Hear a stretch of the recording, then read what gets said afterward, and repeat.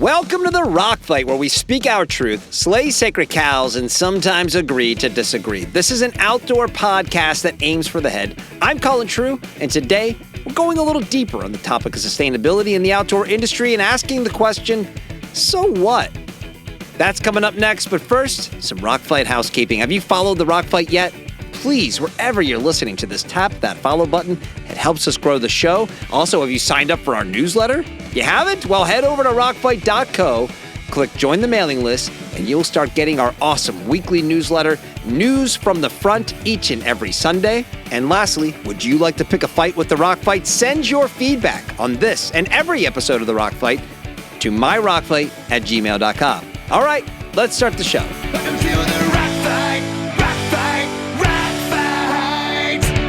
Last week here on the Rock Fight, Barry McGuff, an outdoor industry veteran who has led innovation teams at brands like the North Face, PVH, and Wolverine, told me that making less stuff was not something we should be pursuing as we look to find more sustainable solutions to the environmental problems created by how we manufacture all the stuff we love to wear in our outdoor pursuits.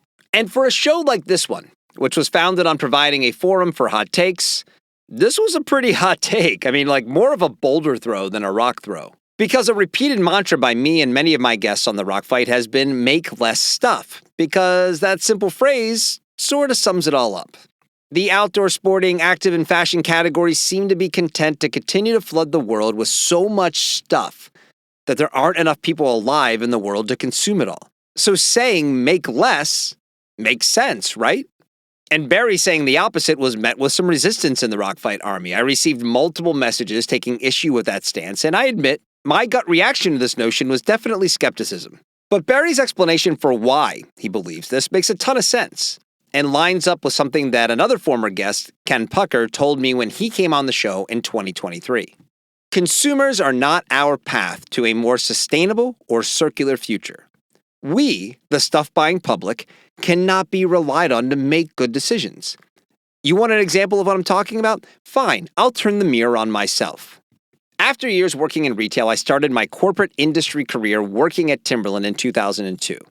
Timberland had become famous for their commitment to community service by committing 40 hours of paid time off to each employee to go towards working in our local community, as well as their early stance on manufacturing with more sustainable practices. While I was there, Timberland launched a nutrition label detailing what was in their products and pioneered the CSR report.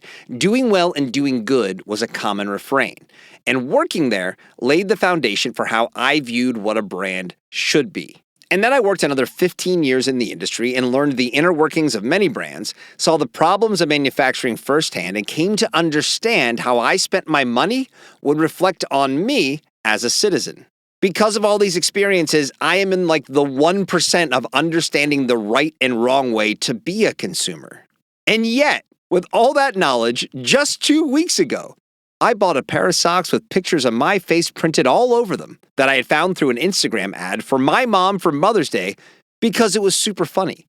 The total price to do that? $24 plus shipping. And I didn't even hesitate. Like, not even for a single second did I hesitate to make this purchase. I saw the ad. I thought, that's hilarious. My mom will love that. And less than 90 seconds later, it was done. Now, maybe those socks are made incredibly responsibly. In the process of applying 13 repeating pictures of the dumb selfie of myself that I uploaded is done by planting trees in the Amazon or something, but I doubt it. More likely is that the socks are made from polyester and churned out at an incredibly low price point, a reflection of the poor ingredients and the potentially low-quality cut-and-sew operation that actually makes these things. And let's not forget the impact caused by shipping them from wherever they're made to their final destination. But God damn it, I wanted my mom to have a giggle for Mother's Day and the ability to wear my face on her feet. And this is why we're always looking to brands to be better. Because most of us don't want any guide rails on how we shop. And those of us who know better still indulge, often when we don't intend to. So we put the pressure on the brands to do better for no other reason than it's the right thing to do, we say. Yeah, it's the right thing for them to do. And then, because brands like Timberland and Patagonia have set a standard, outdoor brands have largely played along at various levels of sincerity, ranging from, we will go out of business before doing something we find to be unethical in the way we make things, to, Yeah, sure. We do things sustainably. Did you see that one time when we used post-consumer cardboard in our hang tags? But because of the nature of outdoor apparel and gear, namely its need to last a long time, outdoor stuff generally does better than its more everyday use cousins in the fashion world. And because those cousins, aka fast fashion, are more of a Cousin Eddie variety, the way they make things is pretty gross. Save the neck for me, Clark. Any outdoor maker by comparison deserves an award instead of scrutiny, and yet we continue to put the onus back on them to do things better. But there is a baked-in problem in this. At the most rudimentary level, companies exist to make money. Maybe there's an example that I can't think of right now, but I can't think of a single example of a company started with the idea being that they wouldn't make any money. Brands are for-profit enterprises. That is priority numero uno, because if it isn't, then, no more company. So you can't realistically put expectations on a brand or company without understanding that any philanthropic endeavors or better practices that go against standard operating procedures can only be deployed after a positive P&L statement has been proven and established. And yet, we do it all of the time. I mean, have you listened to this show? Because I certainly do it. There is some public pressure for fashion brands to do better, but we obsess over it in the outdoor space. And that's a problem that brands have created for themselves. Because they know we all want a clear conscience in what we buy. They know that we care about the wild places where we all recreate and that we want to support companies who say that they do too. So they all got hooked on the sauce of highlighting anything that can paint them positively when it comes to being green. 80% recycled content. Earth-friendly, climate neutral, a lot of buzzwords designed to keep us consuming and feeling good about spending our money. And to anyone asking, yes, greenwashing happens in the outdoor industry all of the time. Now, there are also loads of examples of outdoor brands who probably overextend themselves to make things greener and better. We operate in a very earnest space, and with smaller brands who exist to fill a need and are independently owned, you'd probably have a tough time finding a brand who doesn't put doing the right thing at the number 2 slot of their corporate to-do list. But my larger point here is that making money is in the number 1 slot, because it has to be. So we have consumers that can't be trusted, and brands that are obligated to put profits first. So what does that leave us with? Well, we either need to wait around for enough profitable companies to find the greenest way to do things, make all of the right choices, and make money from doing it, and establish the new norm of making stuff, or, because by all accounts we don't have time to wait for that to happen, we need to pass legit legislation and regulation to tell all the brands how they have to do it going forward.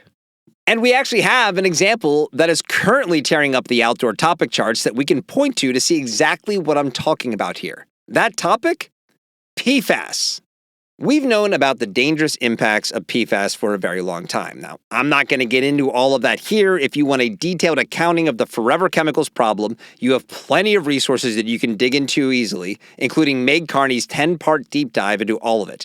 I'm not here to stand on Meg's corner. But what I will say is that outdoor brands have, for a very long time, been aware of the impact of PFAS. Both Patagonia and the North Face, for example, announced their intention to move on from forever chemicals back in 2015. But there have always been reasons not to just pull the plug and go for it. The biggest one is that the alternatives just couldn't match the performance expectations of modern outdoor consumers.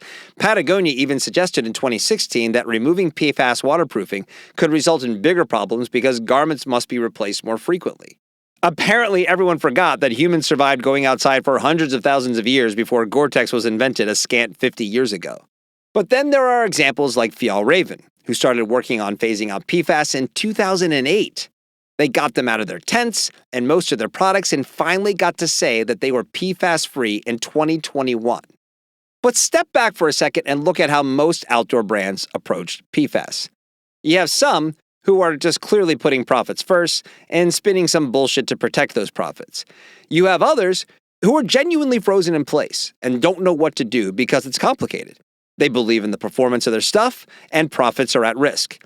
And finally, you have the very few brands who said fuck it and did the right thing before they were forced to do it. And being forced to do it is ultimately what ended up happening. Legislation passed in Europe and in California has effectively banned PFAS and has caused a wave of, oh shit, what do we do now, panic at many apparel companies that will surely impact supply and demand for the next few selling seasons. One brand that should be okay? Fjallraven. They didn't wait around to see how it would play out. They did the right thing and have put themselves in a good position because of it. And that's the point here. Everyone had the opportunity to be Fjallraven. Everyone had all the same insight, and almost no one did the right thing. And now legislation has changed the game.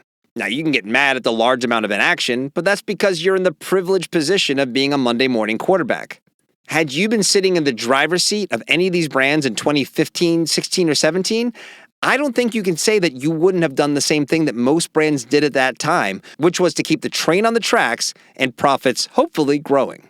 The so what of sustainability is that there is really only one way to do things better, and that's to change the rules of the game. And the brands know it. Because another thing that Ken Pucker told me last year was regarding the New York Fashion Act, a piece of legislation that, if passed, would require apparel makers that generate over $100 million in revenue to improve transparency of their manufacturing methods, integrate science-based targets to reduce greenhouse emissions and other climate-friendly initiatives, and failure to comply would result in a penalty by the state of New York of up to 2% of that company's annual revenue. So unless you decided you didn't want your stuff to be sold in New York City, you're going to comply. Now, if you take all the greener than thou rhetoric that we hear from outdoor brands who love to tout their environmental practices, you'd think they'd be supporting something like this, right? Well, at the time that I spoke to Ken in early 2023, you know how many outdoor brands were backing this bill? One. Just one outdoor brand. Like I said, it's tough to fault a for-profit enterprise for doing what they were started to do: make money.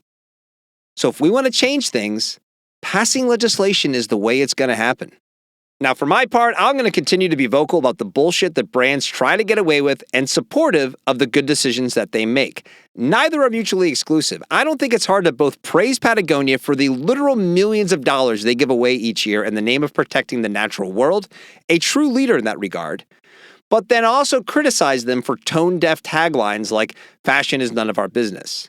But if there's a lesson in any of this, it's that we are often browbeating consumers to buy less, which is highly unlikely, and browbeating brands to make less, which is also highly unlikely.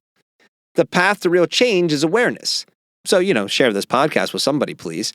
And it's also voting. And complaining about all this stuff on social media, of course. I mean, we can't ignore that fun thing that we all do. Because it's been proven that uploading an Instagram story about something we don't like immediately results in that thing going away. No, but seriously, voting is really the only thing that has actually worked before. And even in this weird, disjointed state of American politics that we're all navigating, it's still the best and really only proven way to get shit done. All right, that's the show for today. Please head to rockfight.co and sign up for News from the Front, Rockfight's newsletter, and be sure to follow The Rockfight wherever you are listening to this podcast. Click follow. We need more followers. Be part of the Rockfight revolution. The Rockfight is a production of Rockfight LLC. I'm Colin True. Thanks for listening. And here to take us out is the lead composer of all Rockfight properties. It's Chris DeMakes with the Rockfight fight song. We'll see you next time, Rockfighters.